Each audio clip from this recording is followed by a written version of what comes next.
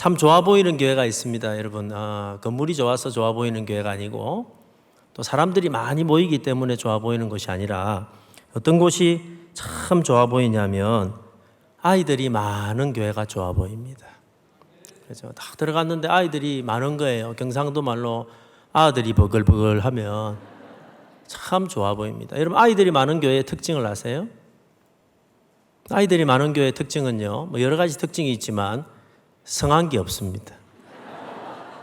그죠? 아까 우리 초등부 선생님 간증하시던데 애들 수련회 갔다 오면 고쳐줘야 될 게 더 많고, 그죠? 물어줘야 될 게 더 많고, 리모델링 금방 했는데 다시 해야 되고, 뭐 그런 교회가 있죠. 근데 참 그렇게 부서진 곳이 많고 고쳐야 될 곳이 많은데 아이들이 많은 교회는 좋아 보입니다. 지금도 좋지만 5년 뒤에가 더 좋아 보이고, 지금도 좋지만 10년 뒤에가 더 좋아 보이기 때문이죠. 사람의 눈은 현재를 바라보지만 참 신기하게 미래를 바라보는 눈이 있습니다. 그렇죠. 지금을 보니까 5년 뒤에가 더 좋아 보이는 거예요. 지금 보니까 10년 뒤에가 훨씬 좋아 보일 수도 있다는 거죠. 아이들이 많은 교회가 그렇습니다. 여러분, 어떤 교회가 참 좋아 보이냐면 청년들이 많은 교회가 좋아 보입니다.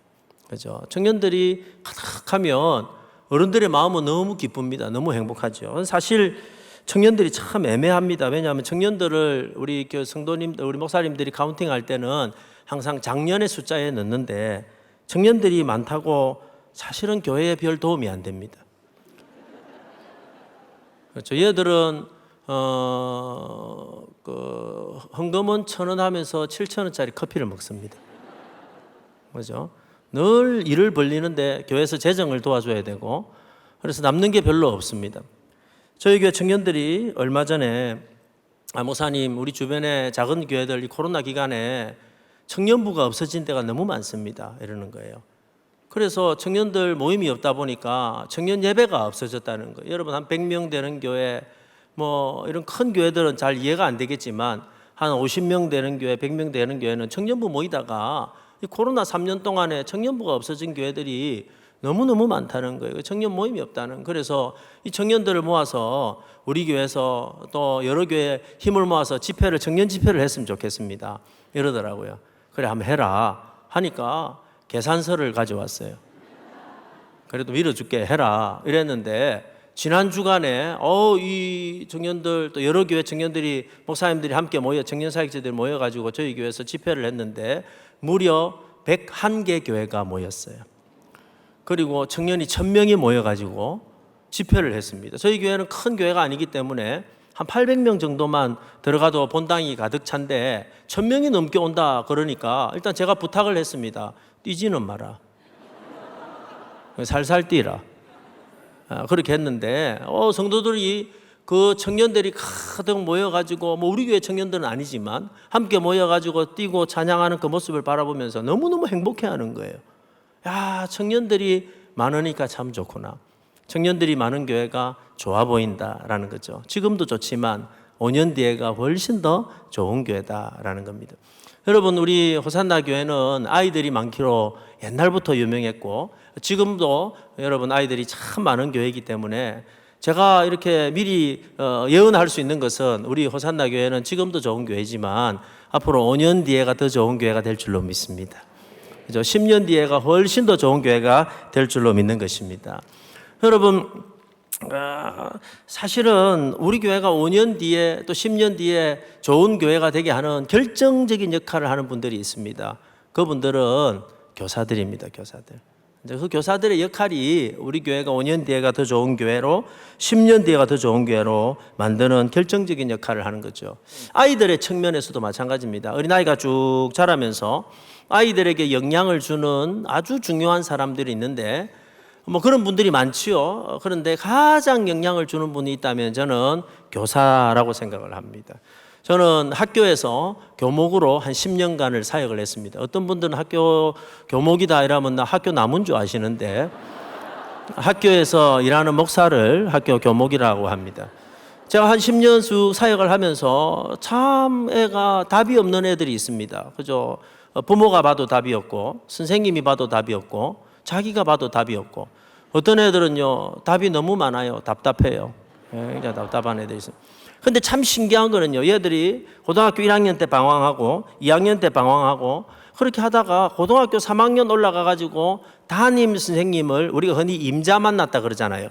임자를 딱 만나면은요, 신기하게 아이들이 바뀌어가지고 인생이 바뀌는 거예요, 인생이. 전혀 다른 아이로 바뀌게 된다라는 겁니다. 여러분, 저는 주일학교 교사분들 중에도 그런 분들이 참 많은 것을 봤습니다. 여러분, 어떤 아이들이 방황하고 학교에서도 가정에서도 적응이 전혀 안 되다가 우연히 어쩌다가 실수로 교회 왔다가 담임 선생님, 정말 사랑하는 선생님 한 분 만나가지고 인생이 바뀌는 아이들을 저는 너무너무 많이 봤습니다. 그래서 저는 부모님 강의를 할 때마다 다른 거 기도하지 말라고, 우리 아이 서울대학 가게 해달라고 기도하지 말라고, 어차피 못 갈 놈은 못 간다고, 괜히 마음 쓰지 마시라고. 그런데 반드시 기도해야 될 제목, 너무너무 중요한 기도의 제목이 하나가 있는데, 그것은 우리 아이가 좋은 선생님을 만나게 해달라고. 좋은 선생님 한 분만 만나도 인생이 바뀌고, 특별히 교회 안에서 좋은 선생님을 만나면 그냥 세상에서 성공할 뿐만 아니라 그 아이에게 영생이 선물되어지고, 뿐만 아니라 꿈과 비전을 발견해서 멋지게 쓰임받는다라는 것이죠. 성경에 나타난 좋은 선생님의 대표적인 사람은 사도 바울입니다. 여러분, 사도 바울은 직접 자기가 낳은 아들은 없지만 많은 사람들 향해서 아들아 하고 불렀습니다. 사도 바울을 향해서 아버지 하고 불렀던 사람들도 많지요. 대표적인 사람이 디모데입니다. 우리가 잘 아는 대로 바울은 늘 디모데를 향해서 내 아들아 하고 불렀어요. 아마 디모데는 아버지 하고 불렀을 겁니다. 오늘 본문의 말씀에 보니까 이 디모데를 향해서 이렇게 말하고 있습니다. 야, 디모데야, 이제는 네 차례다. 내가 너를 잘 가르쳐서 훌륭한 사역자, 훌륭한 선생님을 만들었듯이 이제는 너는 또 다른 사람을 가르쳐서 이 믿음의 대가 계속해서 이어지도록 해라 라고 말씀하고 있다라는 겁니다. 그러면서 오늘 본문에 어떻게 하면 우리가 좋은 선생님 될 수 있을지, 어떻게 하면 좋은 교사 될 수 있을지 하고 몇 가지 힌트를 주고 있습니다. 오늘 저에게 주어진 시간이 그렇게 길지 않기 때문에 원래는 100가지를 준비했지만 3가지만 간단하게 이야기하고 마치려고 생각을 합니다. 여러분, 어떤 교사가 좋은 교사일까요? 우리는 이미 좋은 교사이고 여기 오신 분들도 다 좋은 교사이지만 우리가 이왕에 이 사역을 하는데 정말로 어떤 아이에게 평생 잊혀지지 않는 좋은 교사가 되려면, 또 영혼을 구원하는 좋은 교사가 되려면 어떤 교사가 되어야 될까 하는 것을 성경을 통해서 몇 가지 힌트를 얻고자 하는 겁니다. 여러분, 첫 번째 좋은 교사는 오늘 말씀에 은혜 충만한 교사다라고 이야기를 합니다. 우리 교사들만 한번 따라해 보실래요? 좋은 교사는 은혜 충만한 교사입니다. 자, 오늘 2장 1절에 보니까 이렇게 이야기하고 있습니다. 내 아들아, 그러므로 너는 그리스도 예수 안에서 은혜 가운데 강하고 라고 이야기하고 있습니다. 제일 먼저 하는 이야기가 뭐냐면, 내 아들아, 네가 예수 그리스도 안에 있는 은혜 안에서 강하라 라고 말씀하는 겁니다. 자, 여러분, 좋은 교사가 되려면 성경 공부를 많이 해야 돼. 좋은 교사가 되려면 아이들에 대해서 많이 알아야 돼. 교육에 대해서 많이 알아야 돼. 가르치는 방법을 많이 알아야 돼 라고 해야 할 것 같은데, 사도 바울은 디모데를 향해서 제일 먼저 하는 이야기가 뭐냐면, 그런 것들도 중요하지만 그런 이야기들도 중요하고 성경도 많이 알아야 되고 교육도 많이 알아야 되지만 제일 중요한 것은 다른 것이 아니라 너 자신이 은혜 안에서 먼저 강해져야 돼 라고 말하고 있다라는 것입니다. 왜 그럴까요? 그 이유가 뭘까요? 그 이유는 여러분, 다른 것이 아니라 우리가 아는 기독교 교육은, 우리가 아는 신앙 교육은 지식 교육이 아닙니다. 예수님의 제자가 12명이냐 13명이냐 가르치는 것도 중요하고, 여러분, 삭개오가 소나무에 올랐을까 뽕나무에 올랐을까 이거 가르치는 것도 중요하지만 우리가 하는 기독교 교육은 사실은 그런 것이 아니고 우리가 하나님으로부터 받은 은혜가 아이들에게 흘러가도록 만드는 거예요. 그렇죠? 우리가 하나님으로 받은 은혜가 흘러갈 때 신앙이 전수가 되는 겁니다. 지식의 전수를 뛰어넘어서 인격적인 만남을 통해서 신앙의 전수가 되어야 되는 거예요. 그러려면 제일 먼저 우선되어야 될 것은 다른 것이 아니라 내가 먼저 하나님의 은혜를 충만하게 받아야 돼요. 나를 통해서 흘러가야 될 은혜가 있을 때 은혜가 흘러가게 된다라는 거지요.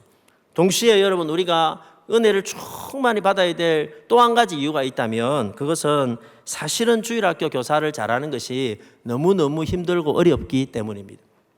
아까 우리 여러분 15년씩, 16년씩, 20년씩 25년씩 마지막에는 26년이라고 하면서 우리의 숨을 칵 막히게 만들었던 선생님들의 모습을 보면서 저분들은 너무 편하게 하시는구나 생각할지 모르겠지만 사실은 그분들도 많은 어려움을 겪으셨고 오늘 이 자리에서 교사하고 있는 여러분들도 참 힘든 경우가 참 많을 겁니다. 교회 안에서 여러 직분이 있지만 주일학교 교사만큼 사실 힘든 게 없습니다. 그래서 어떤 분들은 이야기하기를 교회 안에 3D 업종이다 뭐 이런 이야기하는 분도 있습니다. 왜 힘들까요? 몇 가지 이유가 있어요. 여러분 일단은 힘듭니다. 왜냐하면 자 보십시오. 내 자녀 신앙교육 잘하기도 쉬울까요? 어려울까요? 어렵습니다. 그렇죠. 내 자녀 신앙교육 잘하기도 정말로 어려워요. 그런데 남의 자녀 신앙교육 잘 시킨다는 것은 정말로 힘들고 어렵다라는 거죠. 내 자녀 교육 잘하기도 어려운데 남의 자녀가 믿음이 잘 자라게 하고 신앙생활 잘하게 하는 것만큼 힘들고 어려운 게 없다라는 겁니다. 두 번째 어려운 이유가 뭐냐면요. 이 교사를 좀 잘 하려고 하면은 사실은 참 말하기가 좀 그렇지만 돈이 많이 듭니다. 그렇죠. 교사분들 많이 느낄 거예요. 요즘 애들은요. 오뎅 이런 거 뭐가 은혜를 안 받습니다. 그죠? 무슨 뭐 아이들 데리고 가가지고 MT라도 한번 하려고 하고 아이들 한번 먹이려고 하면요. 요즘 애들 밖에 나가가지고 뭐 사줘야 될까요? 피자, 통닭도 여러분 한 놈에 한 마리씩 먹습니다. 그죠? 1인 1닭. 그 피자도 한 놈이 한 판씩 먹습니다.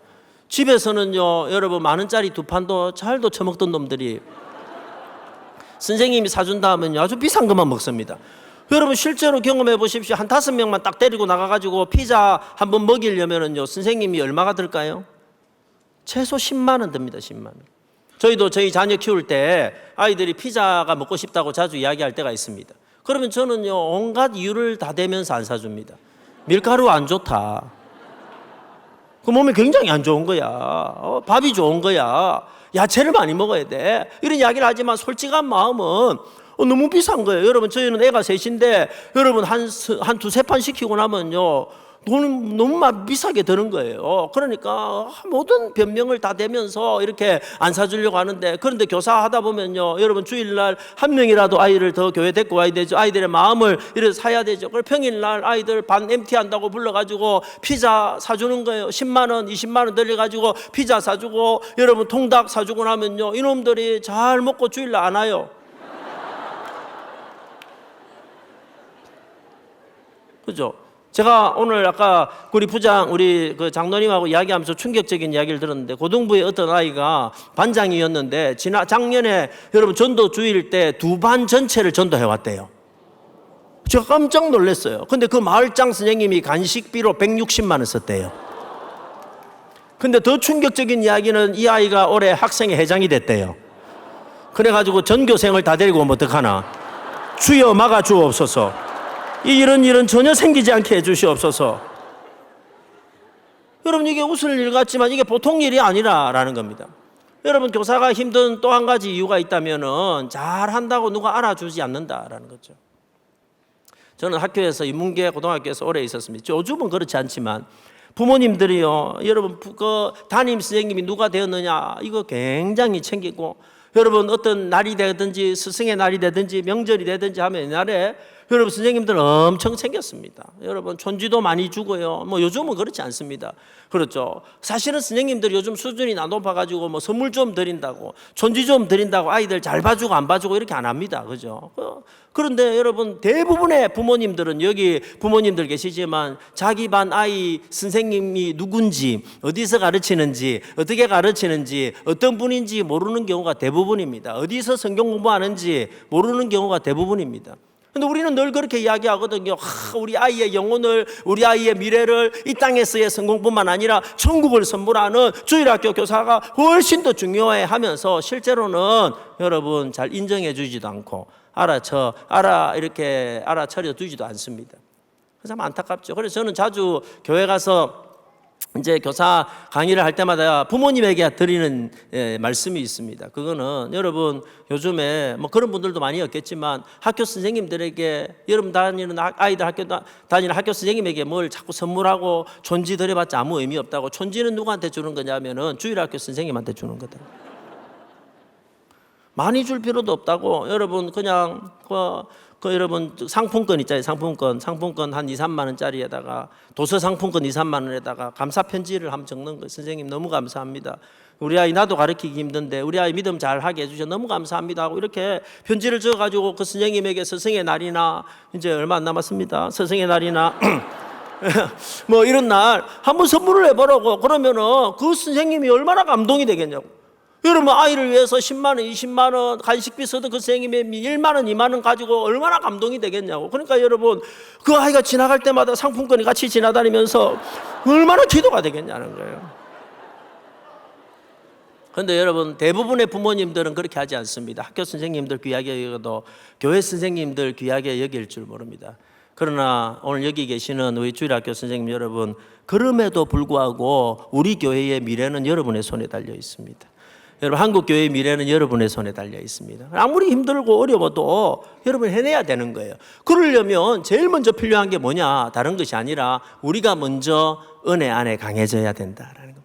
내가 은혜 안에 강해져야 됩니다. 여러분 그러면 어떻게 우리가 은혜 안에 강해질까요? 그건 다른 게 아닙니다. 오늘 성경에 보니까 우리가 은혜를 충만하게 받으면 신기하게 강해진다는 거예요. 이게 참 은혜의 원리입니다. 은혜에는 몇 가지 원리가 있습니다. 첫 번째 원리가 바로 이겁니다. 성도는요, 보세요. 성도는 문제가 다양합니다. 오늘 이 자리에 오신 분들 수백 분이 계시지만 각자 문제가 다 다를지 모르지만 해결책은 사실 한 가지입니다. 우리가 은혜 충만하게 받으면 성도는 강해지고 은혜가 떨어지면 약해진다라는 거죠. 교사도 마찬가지입니다. 여러분 교사가 은혜가 떨어지면 모든 게 힘들어집니다. 아이들을 만나는 것도 힘들어지고 신방하는 것도 힘들어지고 불신가정에 요즘같이 코로나 기간에 불신가정에 전화해서 여러분 부모님들에게 통화하는 것들도 힘들어지고 여러분 주일날 만나는 애들 몇 명 안 되는데도 불구하고 이 아이들 만나가 성경 공부 가르치는 게 부담이 되고 여러분 힘들어집니다. 금요일만 되면 배가 아픕니다. 그죠? 아이들이 지나가면서 툭 던진 말이 상처가 됩니다. 왜 그럴까요? 그 이유는 단순합니다. 은혜가 떨어졌기 때문이죠. 그러나 이런 반대로 여러분 굉장히 단순합니다. 무슨 말이냐면 이렇게 은혜가 떨어져가 모든 것이 힘들다 하더라도 다시 내가 은혜를 충만하게 받으면 신기하게 모든 것이 쉬워집니다. 그죠? 조금 전까지만 하더라도 도저히 못할 것 같았는데 신기하게 여러분 말씀을 듣다가 찬양을 하다가 기도를 하다가 어떤 집회를 통해서 은혜를 받고 나면은 신기하게 다시 힘이 나가지고 할 수 있을 것 같고 쉬워질 것 같고 도전할 수 있을 것 같고 아무리 힘든 일도 힘든 줄도 모르고 지나가게 되게 만들어버리는 것이 은혜다라는 것입니다. 최근에 제가 기회가 있어서 그 선교사님들 섬기는 선교사 대회를 한 2번 정도 섬긴 적이 있습니다. 작년 11월 달에도 갔었고 2주 전에도 방콕에서 선교사 대회가 있어서 말씀을 전하러 갔습니다. 이 선교사님들을 만나보니까 여러분 선교지가 3년 동안 너무너무 힘들고 어려웠어요. 그동안 쌓아놨던 어떤 경우에는 수십 년 동안 쌓아놨던 선교지가 3년 동안 완전히 무너져버리고 열매가 다 무너져버리고 기초부터 다 흔들리기 시작한 거예요. 그러니까 대부분의 선교사님들이 다 탈진했어요. 어떤 분은 선교사님이 심하게 우울증이 걸리고 어떤 분은 여러분 그 자녀들이 그 공황장애가 오고 그래서 거기 선교사 대회 왔던 많은 분들이 자 이번에 이 선교사 대회가 끝나면 내가 선교사 그만둬야겠다라고 생각하는 분들도 있었고 심지어 어떤 분은 이번에 돌아가면 그 사이에 가정 사이에 선교사님인데도 불구하고 가정 사이에 불화가 있어가지고 이번에 마치고 돌아가면은 이혼을 할 거다라고 생각하는 그런 선교사님들도 있었습니다. 우연히 이제 테이블 그 미팅을 하게 되는데 그 이런 순서가 있었습니다. 오늘 선교사님들이 예수님이 지금 이 자리에 계신다면 예수님께 듣고 싶은 이야기를 하나씩만 적어 보십시오 하는 게 있었어요. 그래서 선교사님들에게 종이를 한 장씩 나눠주고 이렇게 적었습니다. 그걸 적고 나면은 그 적은 글을 이렇게 들고 서 있으면 그 테이블에 앉았던 선교사님들이 예수님처럼 이야기를 해주는 그런 프로그램이었거든요. 그런데 대부분의 우리 선교사님들이 뭐라고 적었냐면 이런 이야기 듣고 싶다는 거예요. 너 정말 수고했다. 너 정말 애썼다. 너 참 힘든 가정에도 잘 버텼다. 나는 너를 잘 안다. 뭐 이런 내용을 다 적고 싶었던 것 같아요. 그래가지고 한 분씩 이렇게 적었습니다.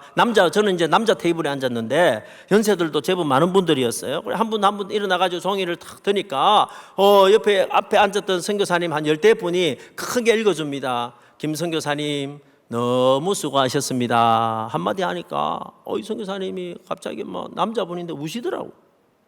그 옆에 있는 분에게 또 일어났습니다. 참 애썼습니다. 너 힘든데 고생 많았어. 한마디 해주니까 그 남자 선교사님도 막 엉엉 우시는 거예요.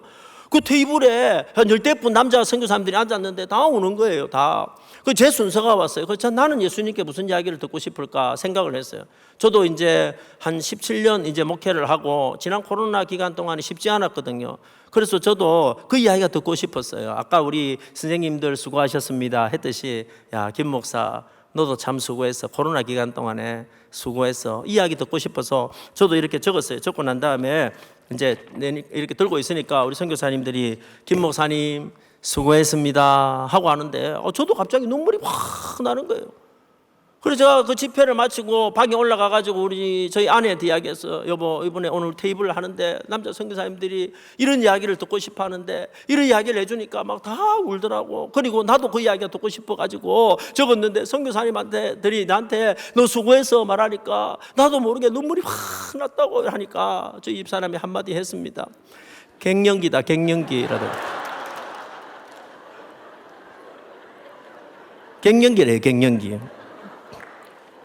근데 그 중에 이제 태국 선교사님이 한 분 계셨는데 이분은 코로나 기간에 너무 지치고 힘들고 어려워가지고 그 선교사 대회 오기 전에 2주 전에 이제 만났던 분인데 이제 선교사를 그만둘 생각을 하고 있었고 아무도 이제 나에게 진지한 이야기 무슨 새로운 마음 가지라고 이야기하지 말라고 하고 어쩔 수 없이 그 선교대회에 참여를 했는데 저녁에 말씀을 들으면서 이분이 그 한 가지를 깨달았는데 뭘 깨달았냐면 다른 게 문제가 아니라 내 안에 은혜가 떨어진 것이 문제구나.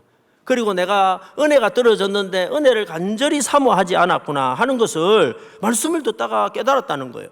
깨닫고 난 다음에 그냥 갑자기 그런 마음이 생겨가지고 무릎을 꿇고 하나님 그냥 은혜를 주십시오. 은혜를 주십시오. 다른 기도 안 하고 그냥 은혜를 주십시오 하고 기도하기를 시작했는데 놀랍게 여러분 기도회 하는 동안에 자기 표현입니다. 제가 그냥 지난주에 제가 그 카톡을 받은 그대로 표현하면 하늘에서부터 불이 임했다는 거예요. 갑자기 막 가슴이 뭐 너무 뜨거워지고 몸이 뜨거워지고 막 눈물이 말할 수 없는 주체할 수 없는 눈물이 막 터지기 시작하고 내 마음이 은혜로 회복이 되기를 시작했는데 이제 그 선교사 대회를 마치고 그 다음에 그동안 그 코로나 기간에 그래 해도 안 됐는데 우연히 그 태국 분들 현지 분들 옆에 두 분이 앉아 있었는데 자기도 모르게 전도할 마음이 생겨가지고 입을 열었는데 신기하게 그분들이 그 두 분이 그 즉시로 예수님을 영접하고 예수님을 영접할 뿐만 아니라 그 두 분 안수기도까지 했다는 거예요. 그리고 더 놀라운 거는 여러분 그 형제 가운데 그 누님의 남편이 있는데 다 예수를 믿는데 이분은 너무너무 몇 년 동안 예수를 안 믿었는데 우연히 태국에 놀러 왔는데 지난주에 놀러 왔는데 오자마자 자기가 예수님을 전했는데 이분이 무슨 마음인지 마음문을 열고 그 자리에서 예수님을 영접했다는 거예요. 신기한 일이 막 일어난다는 거예요. 그래서 신나가지고 다시 해보고 싶다고 하나님께서 다시 힘을 주신다고 문자가 이렇게 연락이 왔습니다. 제가 볼 때는 바뀐 건 하나도 없어요. 그런데 하나가 딱 바뀌었어요. 그게 다른 것이 아니고 하나님의 은혜가 임했어요. 하나님의 은혜가 임하니까 조금 전까지 못했는데 신기하게 하고 싶어지고 해지고 잘 되어지고 쉽게 되어지고 이상하게 열매도 나타나게 되더라라는 것입니다. 사랑하는 성도 여러분, 오늘 이 자리에 앉아있는 교사 여러분 가운데도 이런 분이 있을 수 있어요. 그죠? 작년 연말에 그만뒀어야 되는데. 그죠? 그때 목사님의 간절한 요청을 거절을 못하고, 그죠? 그때 마음이 약해가지고, 그때 그만뒀어야 되는데 하고 이 자리에 완전 그래도 마음 먹고 하기 시작했는데 지금 한 3월 달쯤 되니까 너무 힘들어가지고 올 연말에는 무조건 그만둬야지. 안 되면 이사라도 가야지. 이런 마음을 가진 분들이 뭐 호산나 교회는 없겠지만 그런 분들이 있을지 모릅니다. 그런데 여러분 문제는요. 도망간다고 되는 게 아니에요. 꼭 교사뿐만 아니고 그 문제에서 피해서 도망간다고 되는 것이 아니고 방법은 하나입니다. 하나님의 은혜를 부으시면 그 문제가 있는 줄도 모르고 지나가게 해주신다라는 그래서 여러분 다른 방법은 없어요. 여러분 어쨌든 간에 교사는 무조건 은혜를 받아야 돼요. 말귀를 못 알아들으시는데 제가 다시 한번 하겠습니다. 내가 교사라면은요, 자, 내가 아이들에게 흘려보낼 은혜가 있어야 되고, 그리고 이 힘든 교사를 잘 열매 있게 하려면은 교사는 무조건 은혜를 받아야 된다라니까요. 이제 말귀를 좀 알아들으시네요. 그 다음부터는 타이밍을 좀 맞춰주시면 제가 좀 편하게 하겠습니다. 근데 어떤 분들이 이런 이야기를 해요. 자, 무조건 교사 은혜를 받아야 된다 이러면은요, 아, 목사님, 은혜가 와야 은혜를 받지요. 이런 이야기를. 그렇지 않습니다. 은혜에는 두 번째 원리가 있습니다. 그 두 번째 원리가 뭐냐면 은혜는 사모하는 자에게 부어주신다. 우리 하나님은요, 어제나 오늘이나 영원토록 동일하신 분이신데 하나님은 은혜를 사모하는 자에게 은혜를 부어주시는 분이 하나님이시다. 그렇죠? 저는 부족하지만 하나님께서 은혜를 주셔서 여기저기 말씀을 전하러 갈 때가 있습니다. 어떤 경우에는 여러분 제가 봉회를 하러 갈 때 똑같은 말씀을 가지고 똑같은 본문을 가지고 설교할 때가 있지요. 근데 참 신기한 거는요, 똑같은 말씀을 전하는데 어떤 곳에는 하나님께서 넘치는 은혜를 부어주실 때가 있고 어떤 곳에는 똑같은 말씀을 전하는데 냉랭할 때가 있습니다. 제가 그때 한 가지 깨달은 놀라운 영적인 원리가 있습니다. 그것은 다른 것이 아니고 하나님은 은혜가 있는 곳에 은혜를 부어주신다. 이건 변하지 않는 원리. 은혜가 있는 곳에 은혜를 부어주신다. 어떤 곳에 가면 거기 앉은 분들이 은혜를 사모하는 마음이 너무너무 가득해가지고 목사가 별말 안 했는데 여러분 설교할 때 별말 안 했는데 아멘 하고 마치 여러분 제비가 모이를 기다리듯이 은혜를만 너무너무 사모할 때가 있어요. 여러분 목사가 있잖아요. 별말 안 했는데 성도들이 아멘 하면은요 목사가 착각을 합니다. 내가 오늘 잘하는갑다. 근데 사람은 굉장히 단순하거든요. 목사도 인간이니까 어떤 마음이 드냐면 오늘 내가 잘하는갑다 하면 더 잘합니다. 이거 참 신기해요. 저는 원고를 다 적어왔습니다. 저는 오늘 그래도 오랜만에 17년 만에 이 강단에 서기 때문에 그래도 실수 안 해야지 하고 원고를 적어오고 동그라미도 치고 빨간 줄로 색칠도 하고 이래가지고 이제 가능하면 원고대로 하고 오늘 저보고 또 설교를 40분에 마치라 이러기 때문에 시간 안 넘기려고 준비를 다 해왔는데 별말 안 했는데 어떤 곳에 갔는데 아멘 하면요 신기한 일이 일어나는데 원고에 없었던 말이 갑자기 생각이 나고 그러면은요 신비한 영적인 말이 나오잖아요. 그러면 성도들이 아멘 더 하잖아요. 아멘 더 하면요 더 신비한 말이 내려오고 그래가지고 그 교회는 가면요 올라가 이리 돼요. 은혜가 올라가 상승하는 교회가 있어요. 그렇죠. 근데 어떤 교회는 가면요 아멘을 해줘야 될 타이밍에 아멘을 안 해요. 사실 목사들도 이 원고를 가지고 연습을 하거든요. 집에서 연습을 하면서 상상을 합니다. 이 부분 이 타이밍이 되면 아멘을 해줄 건데 인간들이 아멘을 안 하네. 그러면은요 하고 싶은 말도 안 하고 중간에 멈출 때가 있어요. 그래서 제가 이 교회를 다니면서 이제 보면 깨닫는 게 뭐냐면 하나님은 은혜가 있는 곳에 은혜를 주신다.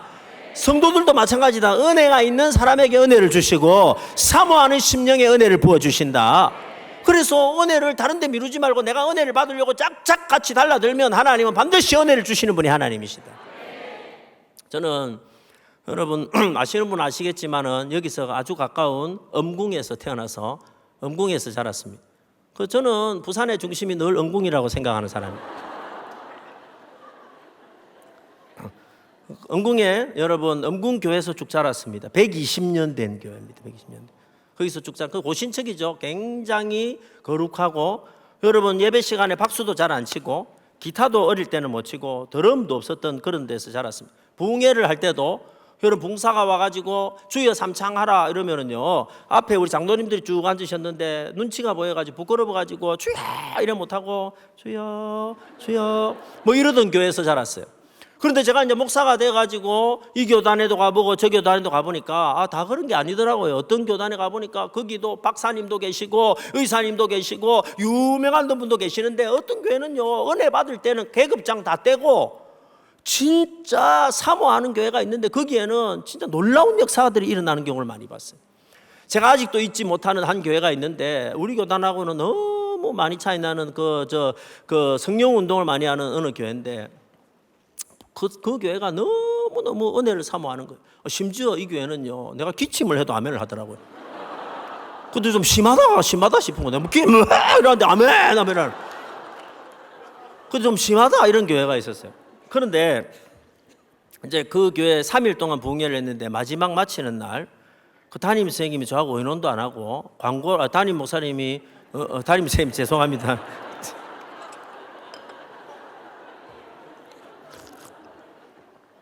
제가 떨려서 그렇습니다. 떨려가지고 오랜만에 써가지고 담임 목사님 저하고 의논도 안 하고 이런 광고를 하는 거예요.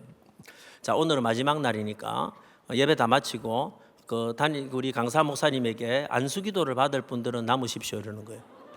저 놀래가지고 목사님, 저는 안수기도를 어릴 때부터 안수기도를 함부로 하면 안 된다라고 가르치는 교단에서 자랐습니다. 그렇죠. 옛날에 우리는 안수기도 함부로 하면 안 된다고 가르쳤거든요. 그런 교단에서 자랐습니다. 거기다가 얼마 전에 우리 교회 성도님 한 분이 감기가 들어와가지고 기도해달라 그래가지고 제가 뜨겁게 기도했는데 그 다음날 열이 펄펄 나가지고 제가 할 수만 있으면 사람 몸에는 손을 안 대려고 합니다. 뭐 그러니까 이 목사님이 재미난 이야기를 하다 목사님 걱정할 게 전혀 없다고. 왜냐하면 우리 성도님들은 은혜를 너무 사모하고 기도받는데 너무 익숙하기 때문에 예배 마치고 나면은 아마 아무도 안 가고 다 나올 거라고. 그러면은 너무 오래 한 분 기도할 필요도 없다고. 한 분 한 분 서서 지나갈 텐데 서서 지나갈 때마다 손을 머리 올려가지고 예수님의 이름으로 축복합니다 요 말만 하면 지나갈 거라고 그러시는 거예요. 그런데 다 가르쳐 주시더라고요. 내가 강사하고 자기 담임 목사인데. 그래 제가 담임 목사님 가르쳐 주시니까 어떻게 해요? 그래 하겠습니다 하고 이제 집회를 마쳤어요. 목사님 광고를 합니다. 오늘 기도 받을 분 나오세요 하고 불을 딱 껐는데 정말 이분들이 아무도 안 가고 진짜 줄을 서가 나오는 거예요. 근데 일단 많이 나오니까 안심이 좀 되대요.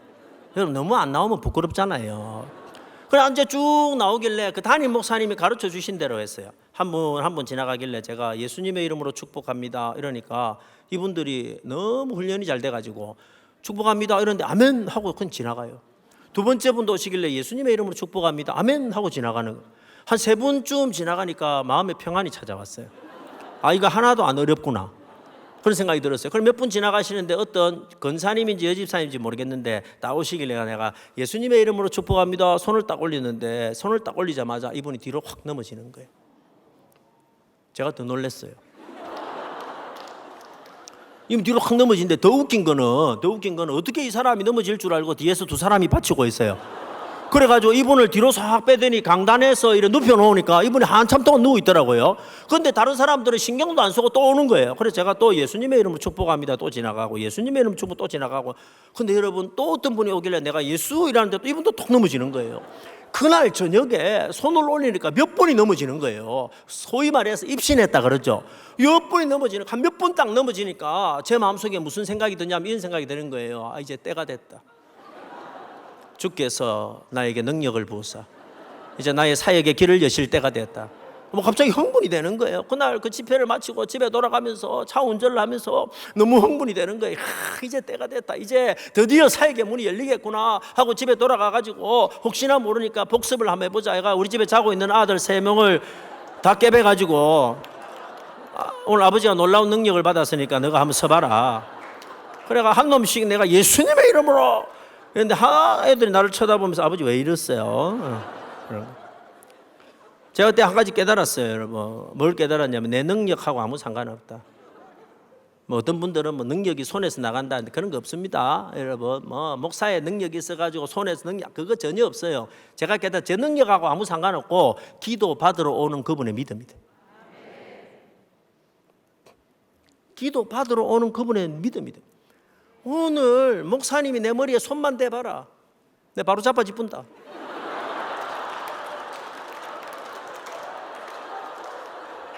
믿고 나오는데 누가 손을 댄들. 여러분 이게 그냥 제가 우스갯소리로 하는 이야기지만은 예수님이 하신 말씀이에요. 너희 믿음대로 되라라는 거예요. 너희 믿음대로 되라라는 거예요. 여러분 오늘 저녁에 여러분이 어떤 믿음을 가지고 이곳에 나오셨습니까? 여러분 교사 여러분 오늘 이곳에 어떤 믿음을 가지고 어떤 소망을 가지고 나왔습니까? 여러분 믿음대로 될 것으로 믿습니다. 오늘 이 예배 가운데 하나님이 역사하셔서 나에게 은혜를 주실 거야. 믿고 나오면 은혜를 주실 것입니다. 오늘 하나님께서 나의 문제를 해결해 주실 거야. 믿고 나올 때 문제가 해결되는 거예요. 오늘 하나님께서 나에게 안수하셔서 나를 고쳐 주실 거야. 믿고 나올 때 기적의 역사가 일어나게 되는 것입니다. 은혜는요, 사모하는 자에게 부어주시는 것이다. 여러분, 오늘 좋은 교사의 두 번째 오늘 성경에 가르쳐주고 있는 힌트는 좋은 교사는 좋은 병사와 같다라는 것입니다. 한번 따라서 해보실래요? 좋은 교사는 좋은 병사와 같습니다. 자, 오늘 3절에 보니까 너는 그리스도 예수의 좋은 병사로 나와 함께 고난을 받아라. 좋은 교사는 좋은 군사, 옛날 번역에는 군사라고 되어 있고 이번에는 병사라고 되어 있습니다. 자, 여러분, 교사, 좋은 교사에 대해서 우리가 예를 들 수 있는 게 많잖아요. 좋은 교사는 좋은 부모와 같습니다.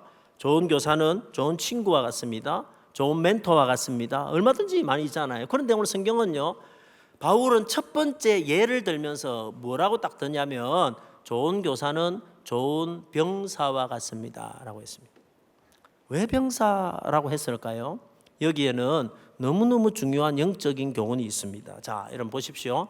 병사는 언제 쓰이는 걸까요? 전쟁에 쓰이는 거예요. 여기 아주 중요한 영적인 원리가 있습니다. 무슨 말이냐면 여러분, 우리가 하는 기독교 교육은, 우리가 하는 신앙 교육은 그냥 단순한 교육이 아니라 영적 전쟁이라는 거예요. 영적 전쟁입니다. 한 아이를 두고 이 아이를 어떻게든지 예수 못 믿게 만들고, 이 아이를 어떻게든지 타락시키고, 이 아이를 어떻게든지 망하게 만들어 가지고 자기들이 들어갈 지옥에 끌고 가려고 하는 그 마귀하고, 이 아이를 어떻게든지 예수 믿게 만들고, 예수 믿을 뿐만 아니라 예수의 제자로 만들고 사명 주어서 이 시대에 하나님의 영광을 나타내게 만들려고 하는 교사 사이에 피 터지는 영적 전쟁터가 교육이라는 거예요. 그 한가운데서 전투를 벌이는 분이 교사다라는 것입니다. 여러분, 사실 오늘날 우리 아이들이 살아가는 삶의 환경이 전쟁터와 같습니다. 전쟁터. 제가 한번 물어보겠습니다. 여러분, 예수 믿기가 쉽지 않은 시대에 있지요. 여러분 한번 보세요. 어른들이 예수 잘 믿기가 어려울까요? 아이들이 예수 잘 믿기가 어려울까요? 그렇죠. 아이들이 훨씬 어려워요. 왜냐하면 어른들은 그래도 어려워요. 그죠? 쉽지는 않습니다. 그래도 은혜 받을 수 있는 길이 많잖아요. 어른들은 대예배 나오죠. 수요 예배도 오시죠.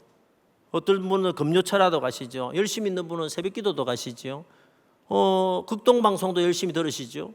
CTS를 보시기도 하죠. 한번 결석하면 부목사님 오셔가 예배 드려주죠. 이래도 은혜를 못 받으면 사람이 아니죠. 그런데 보십시오. 아이들은 어떨까요? 아이들은 일주일에 은혜를 받을 수 있는 시간이 얼마나 될까요?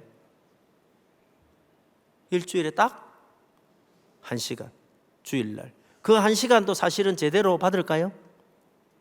그죠? 집중하는데 25분, 말씀 듣는데 15분, 정신없이 보내고 그 나머지 시간 세상에서, 학교에서 친구들하고 놀면서 하나님하고는 전혀 관계없는, 예수님하고는 전혀 관계없는, 여러분 영적인 은혜와는 전혀 관계없는 세속적인 환경 속에서 살아간다는 거예요. 그런데 우리 아이들이 살아가는 거기서 세상 밖에서 접하는 그 문화라고 하는 거는요, 어른들이 알 수 없는, 상상할 수 없는 문화로 둘러싸여져 있습니다. 얼마나 음란하고, 얼마나 귀신적이고, 얼마나 폭력적이고, 얼마나 여러분 사탄적인 것에 둘러싸여서 사는지 우리는 다 알 수가 없습니다. 어른들은 잘 모릅니다, 여러분. 우리도 그렇게 살지 않았냐? 여러분, 그때하고 지금하고는 천지 차이 나갑니다. 여러분, 우리 아이들이 스마트폰을 통해서 무엇을 경험하는지, 인터넷을 통해서 무엇을 경험하는지, SNS를 통해서 뭘 경험하는지, 친구들 사이에서 뭘 보는지 어른들은 잘 모릅니다. 엄마는요, 홈페이지가 몇 페이지인지도 잘 몰라요. 근데 이 아이들은요, 자 보십시오. 영어를 하나도 할 줄 모르는 6살짜리 아이가 영어로 된 게임을 할 수 있을까 못할까요? 합니다. 잘합니다. 어른들은 그 이해도 못합니다. 그런데 애들은요, 여러분 태어나면서부터 거기에 익숙한 거예요. 그러니까 거기에 너무 여러분 둘러싸여서 사는 거예요. 그 문화에 둘러싸여서 삽니다.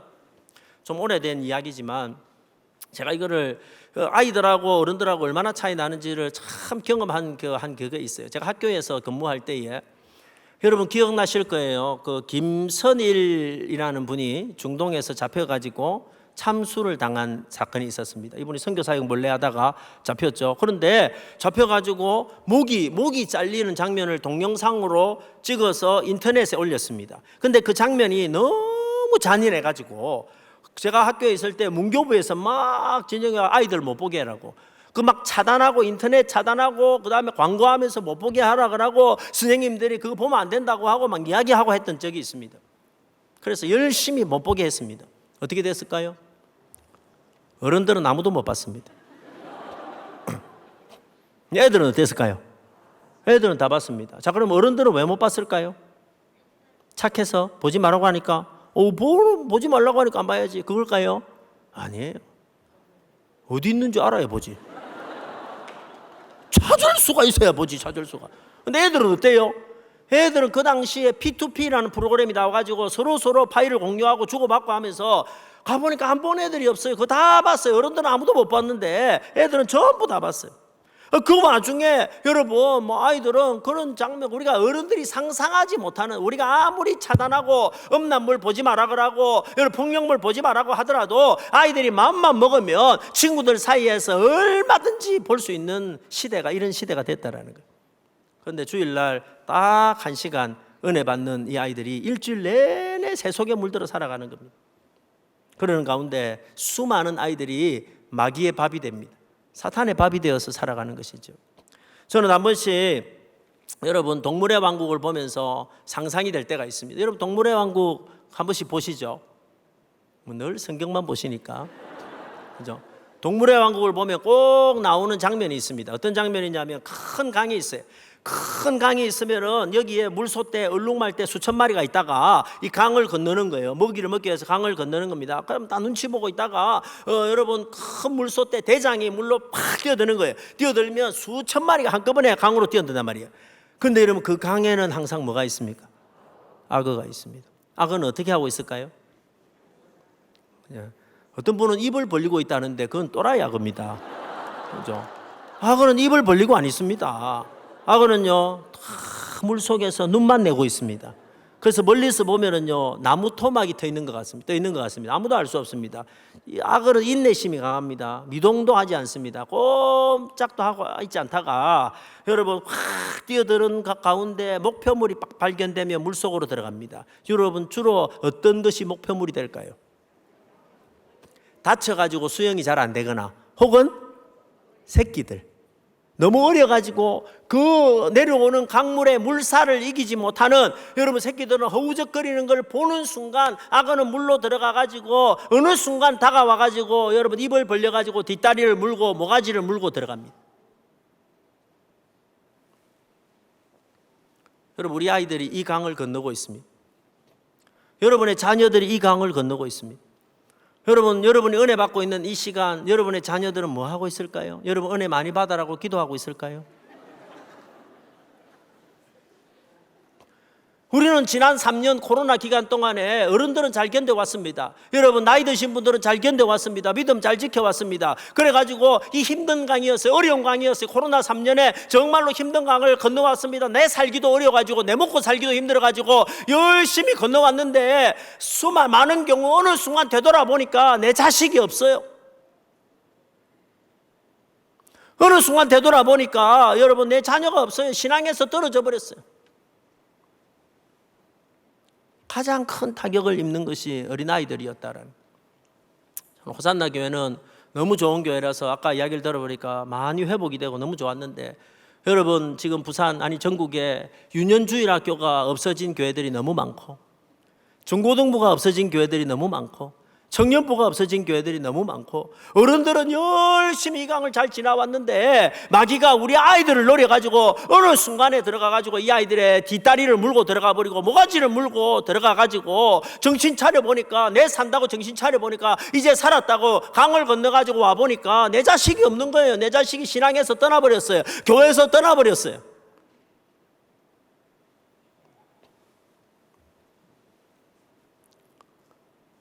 여러분 이런 영적 전쟁터 가운데 우리 아이들이 살아가고 있다는 거예요.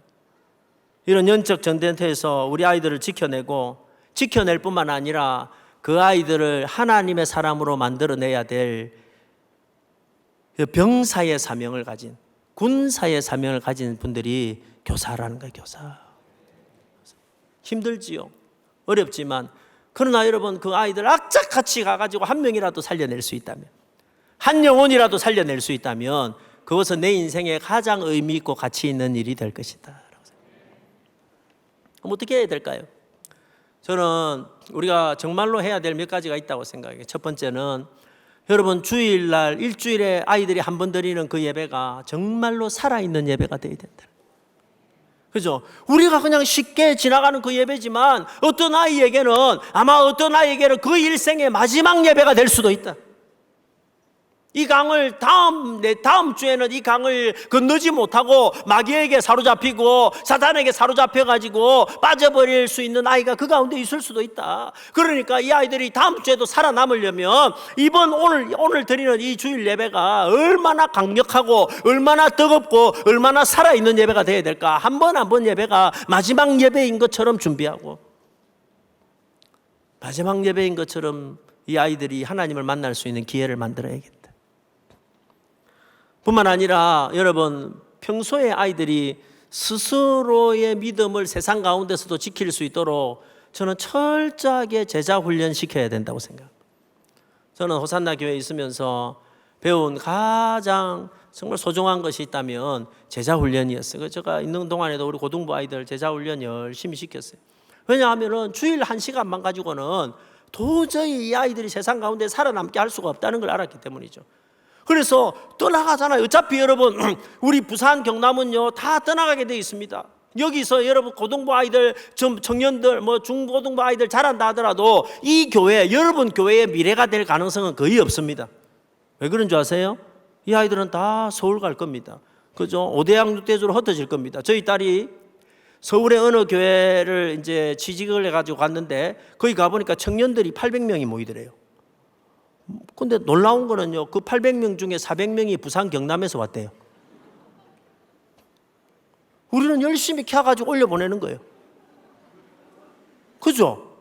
제가 몇 년 전에 서울의 분당의 어느 교회를 갔는데 교사 강의를 갔는데 자랑을 하더라고요. 목사님 우리 교회는 개척한 지 10년 됐는데 청년이 3,000명 모입니다. 여러분 몇 명쯤 되면 놀랍니까?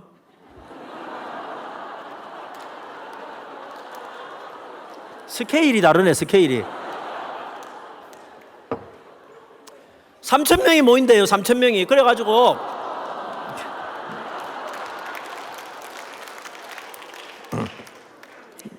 늦게라도 해주셔서 굉장히 감사합니다. 위로가 됩니다. 위로가 3,000명이 모인다는 거예요. 그래서 제가 기분이 좀 나쁘더라고요.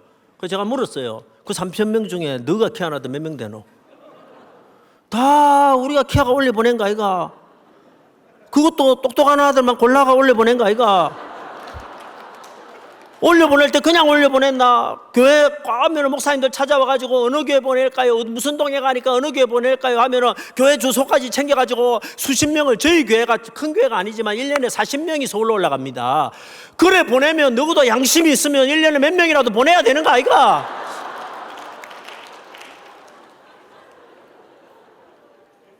그래도 보냅니까? 안 보냅니까? 안 보냅니다. 그러면요, 그렇다고 우리가 이렇게 기도할 수가 없잖아요. 하나님 우리 아이들을 다 바보로 만들어가 아무 데도 안 못 가게 하시고 다리 몽둥이를 불러가 여기 이렇게 그냥 어쨌든 간에 남게 해주세요. 이렇게 기도합니까? 그런 기도 안 합니다. 우리는 어떻게 기도합니까? 하나님 우리 아이들을 축복해 주셔서 이 아이들에게 복을 주셔서 5대양 6대주를 다니면서 위대한 아이로 하나님 앞에 쓰임받게 주옵소서. 여러분 이 기도가 우리 교회에 얼마나 위험한 기도인 줄 아세요? 그래도 우리는 이 기도합니다. 그죠? 그러면요 굉장히 중요한 게 있어요. 뭐가 중요하냐면요, 언젠가는 이 아이들이 우리 교회 다 떠난다는 거예요. 언젠가는 여러분의 자녀들이 여러분의 품을 떠난다는 거예요. 그러면은 그 서울 가가지고 살아남도록, 외국 가가 살아남도록, 지방에 가가 살아남도록, 여러분 평일날도 살아남도록 철저하게 제자 훈련 시켜야 된다는 거예요. 독립을 위해서 준비. 지금 잘 모였다, 많이 모였다, 이게 중요한 것이 아니고 살아남도록 만들어야 됩니다. 아주 중요한 이야기가 한 가지가 더 있습니다. 여러분 우리가 뭘 해야 될까요? 그래도 우리에게 희망이 하나 있다고 생각해요. 일주일에 1시간밖에 안 되는 너무 작은 시간을 가지지만 우리에게 주어진 희망이 하나가 있다. 그건 다른 것이 아니라 여름과 겨울이다. 여러분 여름과 겨울이 왜 희망일까요? 수련회가 있잖아요. 수련회. 그죠? 여름과 겨울에 수련회가 있잖아요. 여러분 이거는요 전 세계 어디에도 없습니다. 우리는요 여름과 겨울, 이제 조금 있으면 여름이 다시 올 텐데 여름만 되면은요 전국 방방곳곳에 코로나 기간에 못했지만 아마 올해부터 열릴 겁니다. 미리 안 잡으면 안 돼요. 전국 방방곳곳에 산이라는 산은, 강이라는 강은 전부 뭐합니까? 다 수련회 합니다. 여러분, 지금 안 잡으면 수련회 못 잡습니다. 그때 아이들이요, 놀러 가는 줄 알고 쏘가가 가가지고 성령을 받아옵니다. 예수를 믿고 오고 사명을 발견하고, 분명히 놀러 간다 해놓고 수영 가자 해놓고 캠프 가자 해놓고 가가지고 밤마다 집어넣어놓고 불을 주고 이래가지고 성령을 받아오는 거예요. 근데 여러분, 저는요, 이것이 우리의 희망이라고 생각해요. 희망입니다. 희망. 이게 핵심이에요. 핵심. 여러분, 아이들 물어보십시오. 언제 예수님 만났다 그래요? 수련회 때, 캠프 때.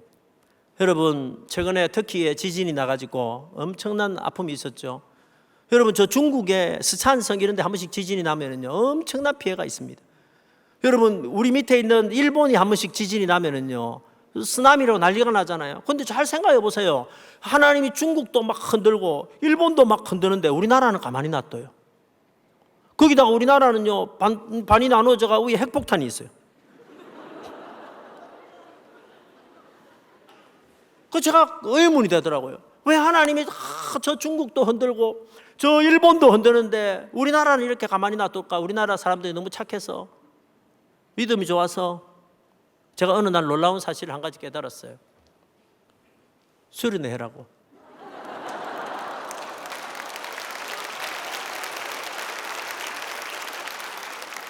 저는 한 번씩 여러분 유학생 집회를 갑니다. 뭐 코스타나 이런 데 가보면요, 우리 한국처럼 수련회 하는 데 없습니다.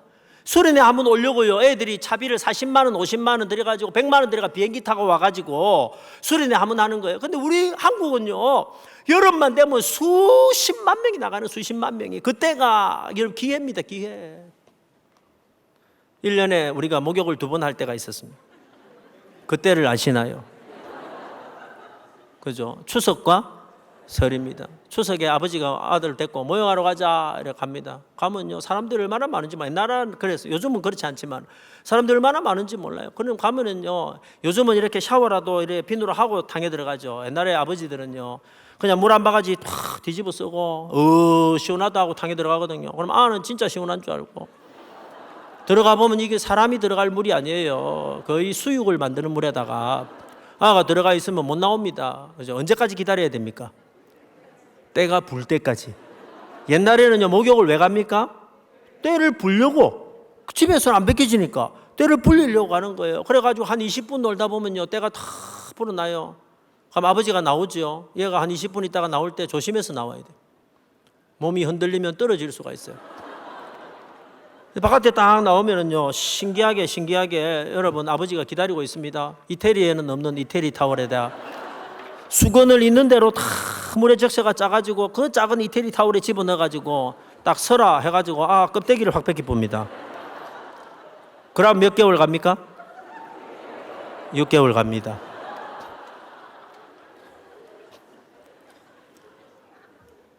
저는 여름이 하나님의 계절이라고 믿는 거예요. 지금부터 그때를 위해 준비하는 거예요. 지금부터 그때를 위해 준비를 해가지고 진짜 뜨겁게 여러분 뜨거운 열탕을 은혜의 도가니를 준비하고, 선생님들은 이태리 타월을 준비하시고, 한 명 한 명 떼뱉길 수 있도록, 한 명 한 명 구원의 확신, 한 명 한 명 여러분 기도 훈련, 한 명 한 명 말씀 교육할 수 있도록 준비해가지고 그 타이밍에 열심히 해가 살려내고, 또 6개월간 아이들이 싸우게 하고 그 다음에 또 살려내고 하는 일들을 이루어야 된다. 지금부터 준비하십시오. 여러분 6월달 7월달에 하려면 늦어요. 지금부터 준비하라는 말씀을 맺으면서 마지막으로 성경이 좋은 교사에 대해서, 좋은 교사는 좋은 농부와 같다라고 이야기를 합니다. 6절에 보니까 수고하는 농부가 곡식을 먼저 받는 것이 마땅하다 이랬어요. 여러분, 농부에 관해서 한 가지 오늘 이야기하고 있습니다. 농부가 수고한 만큼 보상을 얻게 된다라는 거예요. 저는 이게 딱 맞다고 생각합니다. 여러분, 아이들 어른들 전도하기도 어렵지만 그래도 제가 보니까 그럼에도 불구하고 투자하면 투자하는 대로, 수고하면 수고하는 대로, 애쓰면 애쓰는 대로 거둘 수 있는 것은 아이들이다. 그죠? 노력하면 할 수 있는 아이들이다. 여러분, 그 열매들을 여러분이 많이 거두게 될 줄로 믿습니다. 여러분 잘 아는 그 무디 선생님이 있습니다. 이 무디 선생님을 전도한 초등학교 선생님이 있는데 그 이름을 저는 정확히 기억을 못 하겠습니다. 뭐 아시는 분이 계실지 모르겠어요. 그분이 무디를 전도했는데 구두 수선공에서 구두 닦고 고치고 있는 무디를 전도했는데 이분이 나중에 천국 갔어요. 이런 일화가 있더라고요. 천국에 가니까 천국에 들어온 사람 한 사람을 예수님이 마중을 해주시는데 자기 순서가 되니까 예수님이 갑자기 보좌에서 일어서시더니 자기를 안아주시더라는 거예요. 그리고 하시면 너 너무 수고했다. 네가 지금까지 온 사람 중에 제일 많이 전도했다. 제일 많은 영혼을 구했다 이러더래요. 처음에 안아주실 때까지는 굉장히 기분이 좋았는데 제일 많이 전도했다 이러니까 자기는 몇 명 안 했거든요. 아니 뭐 예수님도 착각하실 때가 있나? 제가 그래 안 했는데요 이러니까 뒤를 돌아봐 이러더래요. 그 뒤를 딱 돌아보니까 자기 뒤에 누가 따라와요? 무디가 따라오는데 무디 뒤에 300만 명이 따라오더라. 여러분, 여러분이 가르치고 있는 그 아이들 가운데 무디가 있을 수 있습니다. 아니요, 우리는 어떻게 가르쳐야 되냐면 무디가 있을 수 있다고 믿고 가르치는 거예요. 지금 꼴통 가운데, 지금 말 안 듣는 아이 가운데, 지금 기도도 못하고, 지금 여러분 힘들게 하는 아이들 가운데 전혀 답이 없을 것 같은 아이들 가운데 하나님은요 무디를 숨겨두시고 다윗을 숨겨두시고 바울을 숨겨두시고 위대한 사람들을 숨겨두셨다고 믿고 가르치는 거예요. 그리고 그 믿음으로 가르치는 사람들에게 열매를 거두게 해 주실 것입니다. 여러분 앞으로 우리의 싸움은요 건물을 얼마나 크게 짓느냐 하는 싸움은 지났어요. 그죠? 얼마나 많은 성도가 많이 모이느냐, 이 경쟁하는 시대는 지났습니다. 여러분, 앞으로의 경쟁의 시대는요, 그런 시대가 아닙니다. 그 교회에 작은 교회든 큰 교회든 상관없이 그 교회 안에 이 시대를 먹여 살릴 수 있는 요셉 같은 인물을 얼마나 배출하느냐. 다윗과 같은 인물을 얼마나 배출하느냐. 정말로 하나님이 쓰실 하나님의 사람들을 그 교회에서 몇 명이나 배출할 수 있느냐 하는 게 여러분 경쟁의 시대라고 생각을 합니다. 저는 호산나 교회를 참 사랑하고 받은 은혜가 많습니다. 그래서 저는 여러분 축복합니다. 여러분 이 호산나 교회가 여러분 이곳에서 수많은 요셉들이 나오고 수많은 다윗들이 나오고 수많은 인재들이 나오고 여러분 교회 여러분 가르치는 아이들 가운데 수많은 하나님의 사람들이 나오기를 소원합니다. 그래서 여러분 호산나 교회에서 여러분 큰 인물들이 많이 나옴으로 말미암아 우리 한국에서 그런 인재들을 제일 많이 배출하는 교회가 우리 분이엘 교회가 되고 여러분이 두 번째가 되시기를 축복합니다.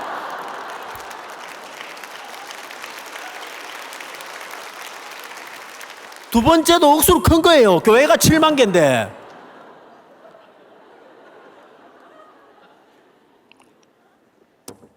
여러분 이 경쟁하는 거, 이 경쟁은 의로운 경쟁입니다. 여러분 우리가 수고하고 우리가 아무리 애쓴다 하더라도 우리가 한 영혼이라도 살릴 수 있다면, 한 사람을 키울 수 있다면 그것보다 더 가치 있는 것은 없다라고 생각합니다. 말씀을 맺겠습니다. 여러분 은혜 충만히 받으시기를 소원합니다. 그죠? 은혜가 있어야 할 수 있습니다. 은혜 없이는 할 수 없습니다. 그래서 오늘 저녁에 우리가 기도할 때 하나님 나에게 은혜를 주시옵소서. 은혜를 주시옵소서. 두 번째는 하나님 내가 가르치고 있는 아이들이 이 세상의 풍조 가운데 흘러내리지 않고 강한 군사들이 되게 해 주시옵소서. 그리고 마지막 한 가지는 하나님 이곳에서 많은 하나님의 사람들이 일어나게 해 주시옵소서. 새벽 이슬과 같은 주의 인재들이 일어나게 해 주시옵소서. 이렇게 함께 기도하기를 원합니다. 이 시간에 우리 함께 기도하겠습니다.